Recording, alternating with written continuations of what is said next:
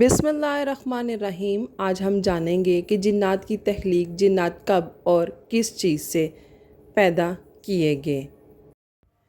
فرشتے نور سے پیدا ہوئے، انسان مٹی سے، لیکن جنات کس چیز سے پیدا کیے گئے؟ کیا وہ واقعی انسانوں سے پہلے موجود تھے؟ اور کیا ابلیس ایک فرشتہ تھا یا جن؟ آج قرآن اور صحیح احادیث کی روشنی میں ہم جنات کی تخلیق کی اصل حقیقت جانیں گے۔ جنات کی تخلیق اللہ تعالیٰ نے ہر مخلوق کو مختلف مادے سے پیدا فرمایا۔ فرشتوں کو نور سے، انسان کو مٹی سے، جبکہ جنات کو آگ کے ایک خاص شعلے سے پیدا کیا گیا۔ یہ حقیقت اللہ تعالیٰ نے قرآن مجید میں واضح طور پر بیان فرمائی ہے۔ ترجمہ: اور اس نے جن کو آگ کے شعلے سے پیدا کیا، سورہ رحمن آیت نمبر 15۔ قرآن مجید کی ایک اور آیت سے معلوم ہوتا ہے کہ جنات کی تخلیق انسان سے پہلے ہوئی تھی۔ ترجمہ: اور جن کو ہم سے پہلے نہایت گرم جھلسا دینے والی آگ سے پیدا کیا گیا۔ ان آیات سے دو باتیں واضح ہو جاتی ہیں۔ جنات آگ کے ایک خاص شعلے سے پیدا کیے گئے اور ان کی تخلیق انسان سے پہلے ہوئی۔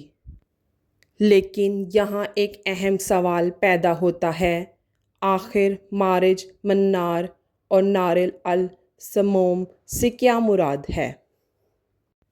کیا یہ آگ تھی یا کچھ اور؟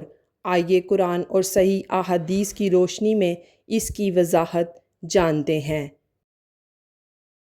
مارج من نار سے مراد آگ کا ایسا شعلہ ہے جس میں مختلف رنگ اور شدت پائی جاتی ہو، جبکہ نار السموم نہایت گرم جھلسا دینے والی آگ کو کہا جاتا ہے۔ قرآن ان الفاظ کے ذریعے ہمیں صرف اتنا بتاتا ہے کہ جنات کی تخلیق عام آگ سے نہیں بلکہ ایک خاص قسم کی آگ سے ہوئی۔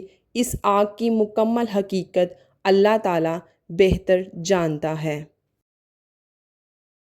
یہی وجہ ہے کہ ہم جنات کی اصل کیفیت یا شکل کے بارے میں اپنی طرف سے کوئی بات نہیں کہہ سکتے۔ قرآن نے جتنا بتایا ہم اتنا ہی مانتے ہیں، اور جس چیز کی تفصیل نہیں بتائی گئی اس کے بارے میں خاموش رہتے ہیں۔ ایک اور اہم سوال پیدا ہوتا ہے، کیا جنات بھی فرشتوں کی طرح ہمیشہ اللہ کی اطاعت کرتے ہیں یا انہیں بھی انسانوں کی طرح اختیار دیا گیا ہے؟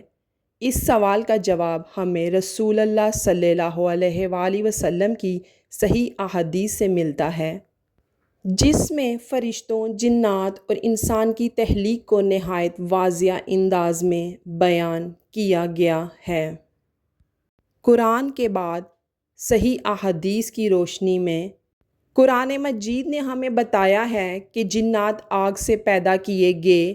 اب آئیے دیکھتے ہیں کہ رسول اللہ صلی اللہ علیہ وآلہ وسلم نے اس بارے میں کیا فرمایا ہے۔ ترجمہ: رسول اللہ صلی اللہ علیہ وآلہ وسلم نے فرمایا ہے، فرشتے نور سے پیدا کیے گئے، جنات آگ کے شعلے سے پیدا کیے گئے، اور آدم علیہ السلام اس چیز سے پیدا کیے گئے جس کا بیان تمہارے سامنے کیا جا چکا ہے۔ یہ حدیث قرآن مجید کی آیات کی تصدیق کرتی ہے۔ اس سے معلوم ہوتا ہے کہ اللہ تعالیٰ نے ہر مخلوق کو مختلف مادے سے پیدا فرمایا۔ فرشتے نور سے، جنات آگ کے شعلے سے، اور حضرت آدم علیہ السلام مٹی سے پیدا کیے گئے۔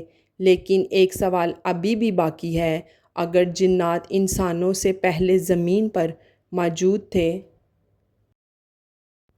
تو ان کی زندگی کیسی تھی؟ وہ کیا کھاتے پیتے تھے؟ کیا ان میں نیک اور بد دونوں موجود تھے؟ اور انہی جنات میں ابلیس کا مقام کیا تھا؟ انشاءاللہ اگلے ایپیسوڈ میں ہم قرآن اور صحیح احادیث کی روشنی میں ان تمام سوالات کے مستند جواب جانیں گے۔